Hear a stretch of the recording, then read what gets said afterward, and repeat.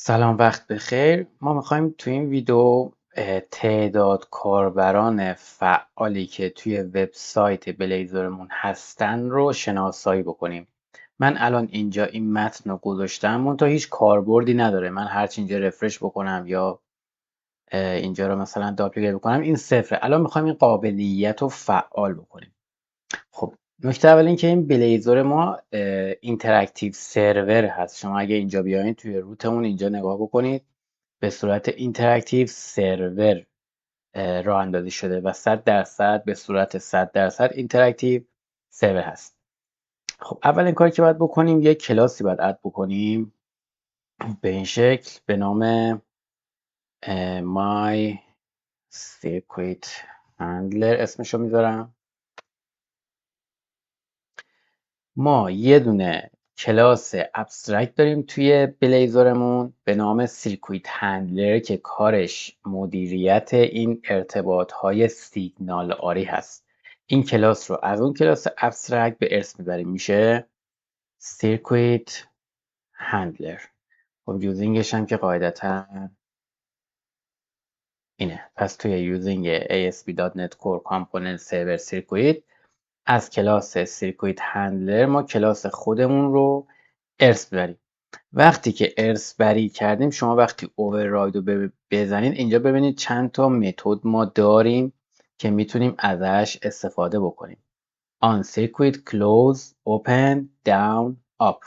من برای اینکه کاربرها رو شناسایی بکنم باید تو بخش close و open کد بزنم. یعنی چی؟ هر موقع کاربر از طریق سیگنال آر با سرور من ارتباط اولیه رو برقرار کرد، کلاس open اجرا میشه.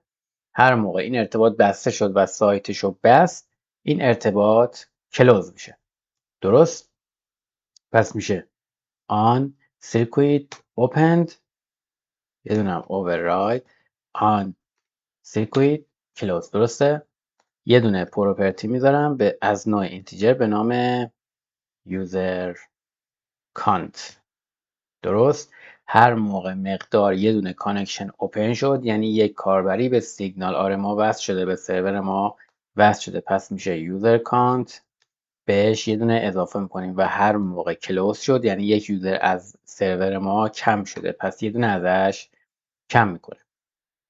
و توی ستش من میتونم یه دونه ایونت هندلرم بذارم که هر موقع این تغییرات چیز شد یه ایونت فایر بکنه که سایت من بدونه که تغییرات اعمال شده و بیاد خودش رو رفرش بکنه. حالا یا اینجا یا توی ست این یا همین پایینم میتونم بذارم. پس یه دونه ایونت هندلر میذارم، پابلیک ایونت هندلر به اسم on state changed. هر موقع این تغییر کرد on state change در صورتی که نال نبود میاد اینوکش میکنه، ایونت میکنه و یه دونه ایونت آرج، حالا این نیو کرده، من ایونت آرج empty بهش میدم. ایونت آی دات empty چون آرجی نداریم دیگه. درسته؟ یه دونه از اینام اینجا میزنم. اگر نمیدونید ایونت چیه، ویدیوی ایونت رو توی دسکریپشن میذارم ببینید. خب، الان تا اینجا اوکی. کار بعدی که باید بکنیم باید بریم به بلیزرمون بفهمونیم که این سیرکویت هندلری که ما گذاشتیم رو بیاره تو مدار، یعنی هر موقع خواست ارتباط برقرار بشه از این سیرکویت بیاد ردش بکنه. میایم اینجا مینویسیم builder.service، یه دونه سرویس سینگلتون باید بذاریم، سینگلتون، و بعدش به این شکل باید اینجکت رو انجام بدیم. اول باید بگیم یه کلاس داریم از نوع سیرکویت، یعنی اسم کلاس پدر رو اول باید بنویسیم، میشه سیرکویت هندلر. تا اینجا اوکی.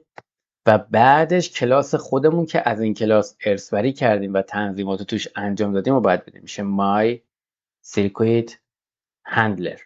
این کارو که بکنیم دیگه بلیزر میدونه که از کلاس my circuit handler باید قضیه رو، این ارتباط سیگنال آره رو رد کنه و اون کدهای ما رو اجرا بکنه.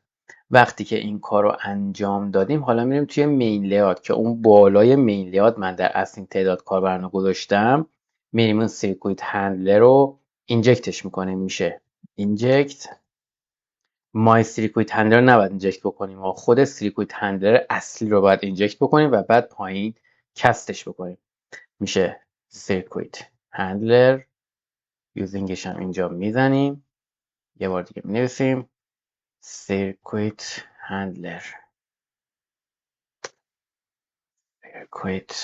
سیرکویت هندلر اسمش هم میذاریم CH سیرکویت هندلر. بعد اینجا جای صفرمون به این شکل کد میذاریم، میشه CH مون. این CH رو باید کستش بکنیم به کلاسی که براش درست کردیم، یعنی my circuit handler میشه my circuit handler و بعدش که اینجکت کردیم دوباره کلش تبدیل میشه به کلاس خودمون دات user count. درست؟ و توی کد بیهایند باید بگیم هر موقع ایونت استیت چنجش فایر شد بیاد استیت هست چنج رو صدا بزنه. پس میشه بذارید من این کارو بکنم. میشه my circuit handler my ch مساوی است با این. درست؟ حتی توی اوورلودش باید این کار انجام بدیم. over uninitialized. بذارید من اینتلیسنسش درست کار نمیکنه. میریم توی کد behind. اینجا میگیم override uninitialized. بعدش میگیم این اینجکتش هم میاریم اینور، یعنی اینو من میارم اینجا، میگم که property circuit handler به اسم ch اینجکت فراموش نشه. بعدش اینجا میگم my ch مساوی است با my circuit handler ch. الان تبدیلش کردم. حالا اینور به راحتی میتونم ازش استفاده بکنم. میشه اینو پاک my ch dot user count. حالا همه این کارا کردم که به اینجا برسم. وقتی که این کار رو انجام دادیم میگیم my ch dot on state change o یعنی آبجکتمون، e یعنی ایونت هندلرمون که جفتش میدونیم چیه دیگه و نیازی بهش نداریم. میشه await invoke state has changed. یعنی هر موقع اون ایونت فایر شد، هر موقع استیت تغییر کرد، یک بار خودتو رفرش کن. خب بعدش اینجام جای کانتمون این کانتو گذاشتیم دیگه. الان همه چی اوکی. حالا میتونیم تستش بکنیم. الان تعداد کاربر 1. من یک بار دیگه اینو داپلیکیت میکنم. تعداد کاربر 2. یک بار دیگه. این تب قبلی هم ببینید شد 2. یک بار دیگه داپلیکیت میکنم. تعداد کاربر شد 3. من اینو جدا میکنم. ببینید تعداد کاربر 3. یک بار دیگه داپلیکیت میکنم. تعداد کاربر 4. یک بار دیگه داپلیکیت. تعداد کاربر 5. یه دونه حذف میکنم. تعداد کاربر 4. میبینید کامل به صورت ریل تایم داره آپدیت میشه. خسته نباشید تا ویدیوی بعدی.